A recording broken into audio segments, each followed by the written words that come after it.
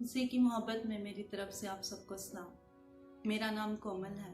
मैं आज आप सबसे अपने दिल की बातें कुछ शेयर करना चाहती हूँ, क्योंकि मैं बहुत ज़्यादा मुश्किल हालातों से गुजरी हूँ और मैं नहीं चाहती कि मैं जिन हालातों से गुजरी हूँ कि कोई और भी इन हालातों से गुजरे। मेरे जैसी और भी बहुत सी मजबूर ख़वातीन हैं, बेटियाँ हैं जो इन हालातों से गुजर रही हैं। और मैं आज आप सबके सामने अपनी दिल की कहानी को बयान करूंगी, कुछ बातें शेयर करूंगी जो मेरे साथ हुआ है। मेरी 2 बेटियां हैं और मेरे शौहर उस्मान शौकत यूहन्नाबाद में मेरी रहाइश थी और वहाँ पे आज से 4-5 साल पहले तो वहाँ पे 2 चर्चेस में बॉम्ब ब्लास्ट हुआ। तो ये बहुत खौफजदा आलम था और ये ऐसा था जैसा ये बॉम्ब किसी चर्च में नहीं, मेरे घर में मुझ पर आके गिरा है। क्योंकि जब ये बॉम्ब ब्लास्ट हुआ, आवाज़ सुनी तो हम सब डर गए और बाहर के देखा, काफ़ी हजूम था लोगों का और बहुत सारी पुलिस और रेंजर वगैरह ये भी आ गए। तो मैं बहुत ज़्यादा डर गई और मैं अपने शौहर को लेके अपने मायके आ गई। और जब मैं अपने मायके आ गई तो सारी सिचुएशन मैंने अपने मम्मा पापा को बताई। मम्मा पापा को बताने के बाद दिन गुजरते गए। 1-2 माह के बाद, गर्मियों का दिन था, हम सब छत पे सो रहे थे तो अचानक से पुलिस का हजूम हमारे सर पे खड़ा हो गया। तो हम डर गए कि अब हम क्या करें। तो पुलिस ने काफ़ी ज़्यादा बदतमीजी भी की, मारा कूटा और फिर मेरे शौहर को और मेरे भाई को पकड़ के ले गए। पकड़ा तो उन्होंने मेरे पापा को और मेरे भाइयों को भी था, लेकिन काफ़ी मिन्नत की और उन्होंने मेरे पापा को भी छोड़ दिया, मेरे बड़े भाई को भी छोड़ दिया, बस छोटे भाई को और मेरे शौहर को नहीं छोड़ा। उनको घसीटते हुए वो लोग ले गए। और जैसे जैसे दिन गुजरे फिर मुलाकात करने को मैं जाती थी। वहाँ पे जब मैंने अपने शौहर को और अपने भाई को जेल की सलाखों के पीछे देखा, जैसे जैसे मेरे पाँव के नीचे से ज़मीन निकल गई थी। बहुत ज़्यादा वो गमज़दा मेरे लिए वो दिन था। और मुलाकात पर जाती थी मैं, इतनी लंबी लंबी कतारों में मैं खड़ी होती थी, धूप में, छाँव में, बारिश में, अंधेरी में, जो भी हो मैं जाती थी अपने शौहर से मिलने, अपने भाई से मिलने। एक दिन ऐसा हुआ कि मैं रात को सो रही और मेरे ससुर आए। उन्होंने दरवाज़ा नॉक किया। उन्होंने कहा कि हमें हॉस्पिटल जाना है, उस्मान की तबीयत खराब है। मैं डर गई। मैंने कहा मैं आज तो मुलाकात करके आई हूँ तो उनको क्या हो गया।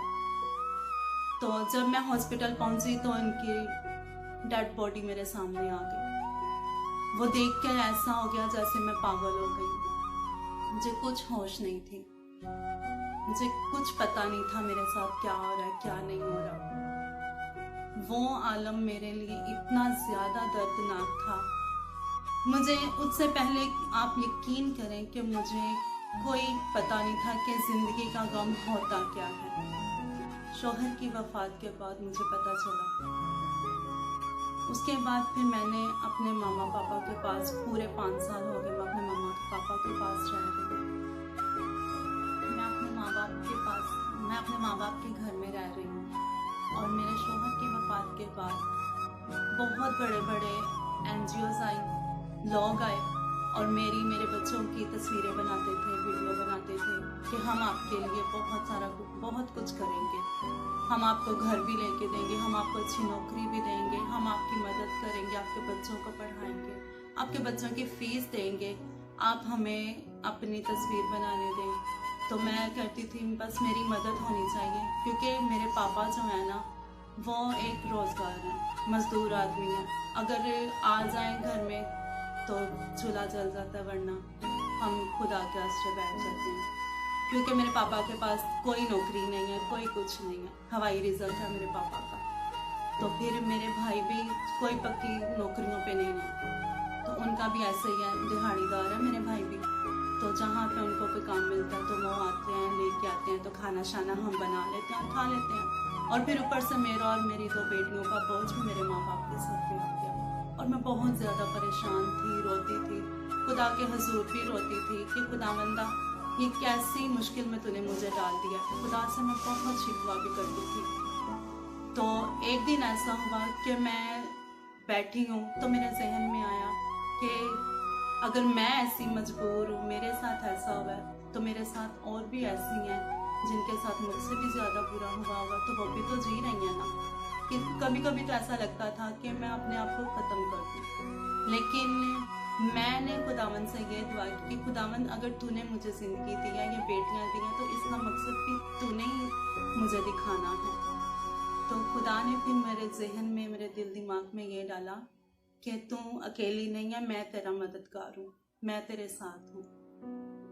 मेरे अंदर ये जज्बा, ये हौसला पैदा हुआ कि मैं उन लड़कियों की, उन खवातीन की मदद करना चाहूँगी जो इस दौर से गुजर रही हैं या मुझसे भी ज़्यादा मुश्किल हालात में हैं। तो मैं, इतने बड़े बड़े लीडर्स भी आए मेरे तक, लेकिन किया किसी ने कुछ नहीं। सियासी लोग भी आए, लेकिन किसी ने मेरी बात नहीं सुनी। मेरी बेटियों की मदद किसी ने नहीं की। जो कुछ भी किया मैंने खुद किया। मैंने एक स्कूल में जॉब भी की और जॉब करती थी और थोड़ा वो बच्चों का मैं देखती थी, बच्चों को ट्यूशन पढ़ाती थी। अपने अखराजात जो थे अपनी बेटियों के लिए, अपने जो बेटियों की ज़रूरियात थी, अपनी पॉकेट से मैं अपनी बेटियों की ज़रूरतों को पूरा करती थी। यहाँ तक कि मेरे किसी रिश्तेदार ने आके हमारी मदद नहीं की, कोई नहीं आता था। पहले तो आते थे, लेकिन जब मैं अपने माँ बाप के घर आके बैठ गई तो सब ने आना ही छोड़ दिया कि कहीं इसको हमें कुछ देना ना पड़ जाए या ये हमसे कुछ मांग ना ले। लेकिन मांगना खुदावन की ज़ात से होता है। तो खुदा ने मेरे दिल में, दिमाग में ये डाला कि आज मुझे खुदा ने इस काबिल बनाया, या मैं ये चाहती हूँ कि मैं इन सब की मदद करूँ जो मेरे जैसी हैं। मैं ऐसी औरतों के लिए मदद करना चाहती हूँ, ऐसे बच्चों के, यतीम बच्चों के लिए मदद करना चाहती हूँ, क्योंकि मैं ऐसे बच्चों का दर्द बहुत अच्छे तरह से समझ सकती हूँ। क्योंकि मेरे बच्चों के सर पे उनके बाप का साया नहीं है, और जब कदम कदम पर वो अपने बाप को याद करती हैं, रोती हैं। अगर किसी बच्चे को देखती हैं कि वो अपने बाप के साथ चीज़ लेने गया या वो बैठा है बाइक पे, तो वो देखती हैं, मुझे पूछती हैं कि मम्मा, हमारा डैडा होता तो शायद हम भी ऐसे करते। मम्मा, मैं बहुत करती हूँ, मेरे मामा पापा करते हैं, फिर भी वो कदम कदम पर अपने पापा को याद करती हैं। और जितना हो सका मैं अपने बच्चों को बहुत कोशिश करती हूँ कि उनको मैं उनके बाप की कमी ना महसूस हो, लेकिन फिर भी मैं उनके बाप की कमी तो पूरी नहीं कर सकती, तो उनको मैं समझाती हूँ। तो मैं आप सब से अपील करती हूँ कि मैं अकेली कुछ भी नहीं हूँ। मेरे साथ, मेरा साथ दीजिए, मेरा तामन मेरे साथ कीजिए,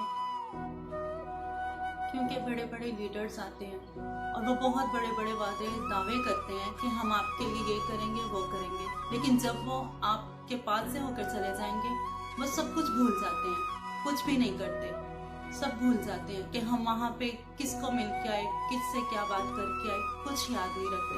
हालांकि हम लोग जिनसे मिल के जाते हैं, एक आस, एक उम्मीद लेकर बैठ जाते हैं कि वो गए हैं, वो कुछ ना कुछ हमारे लिए करेंगे, लेकिन वो कुछ नहीं करते। तो मैं आप सब से ये अपील करती हूँ कि मैं अकेली खुद तो कुछ नहीं हूँ। आए आप सब मेरा साथ दें, तो हम सब मिलकर ऐसी खवातीन को ढूंढेंगे, क्योंकि मैंने अपने ही नाम पर एक तंजीम कायम की है, कोमल वेलफेयर फाउंडेशन के नाम पर। तो मैं चाहती हूँ कि हम जगह ब जगह जाकर, बस्ती बस्ती, गली गली जाकर ऐसी लड़कियाँ, ऐसी खवातीन को ढूंढेंगे जो बेसहारा हैं। और वैसे तो हमें ये ढूंढने की ज़रूरत नहीं है, ये तो आजकल आम घर घर में ही है ये कि बेरोज़गारी है। तो मैं चाहती हूँ कि ऐसे घरों में कुछ लव गिफ्ट्स पहुँचाए जाएं, उनकी मदद की जाए। और मैं आप सबसे एक बार फिर अपील करती हूँ, गुजारिश करती हूँ कि आए मेरे साथ खड़े हो जाएं और मेरा साथ दें। अगर आप मेरा साथ देंगे तो हम ऐसे घरों को बचा सकेंगे, उनका सहारा बन सकेंगे, तो उनकी मदद कर सकेंगे। अगर आप मेरा साथ देंगे, आप मेरा साथ दीजिए, तो एक फैमिली को हम एक खुशी दे सकेंगे, उनकी दुआएं ले सकेंगे, क्योंकि इस काम में हमें दुआओं की भी बहुत ज़रूरत है। Thank you.